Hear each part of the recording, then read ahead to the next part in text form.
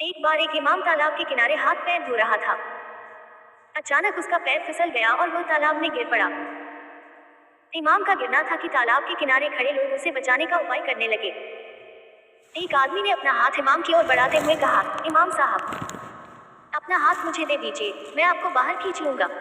वह यही बात बार बार दोहराता रहा, पहले थोड़ी धीमी आवाज में, फिर जोर जोर से चिल्लाकर। वह बेचारा लगातार एक ही बात दोहराता रहा, लेकिन इमाम ने उसका हाथ नहीं थामा।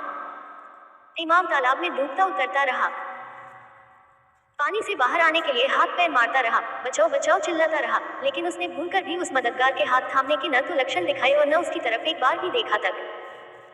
तब लोगों ने सोचा कि इमाम बुद्धिमान आदमी है। उसे ऐसा लग रहा होगा कि जो आदमी उसकी तरफ अपना हाथ बढ़ा रहा है और उन्हें अपना हाथ देने को कह रहा है, वह इतना कमजोर है कि वह इमाम को तो क्या बाहर निकालेगा, इस चक्कर में स्वयं भी तालाब में जा गिरेगा। तब और लोगों ने उस आदमी की तरह जोर जोर से यह बोलना शुरू कर दिया कि इमाम साहब, अपना हाथ मुझे दे दीजिए, मैं आपको बाहर खींच लूंगा। सब लोगों को यह उम्मीद थी कि इमाम साहब अपने आप तय कर लेंगे कि उन्हें किसकी तरफ हाथ बढ़ाना चाहिए। लेकिन हैरानी की बात कि इमाम ने किसी भी आदमी की तरफ अपना हाथ नहीं बढ़ाया। लोगों ने इसे इमाम की घबराहट समझा। उन्हें यकीन हो चला कि इमाम इसी तरह कुछ देर और असमंजस में रहे तो फिर उन्हें डूबने से कोई नहीं बचा सकेगा। तभी घूमता घामता खोजा वहां आ पहुंचा। खोजा पर नजर पड़ते ही सब लोगों ने मिलकर उससे विनती की कि वह किसी तरह इमाम को बचा ले। दूर से ही लोगों की चिल्लाहट सुनकर खोजा यह जान चुका था कि इमाम को बचाने के लिए अब तक क्या उपाय किए जा चुके हैं।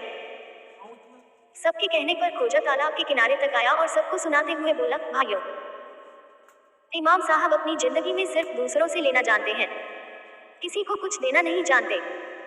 फिर उसने इमाम की तरफ अपना हाथ बढ़ाया और बोला, इमाम साहब, मेरा हाथ थाम लीजिए, मैं आपको बाहर खींच लूंगा।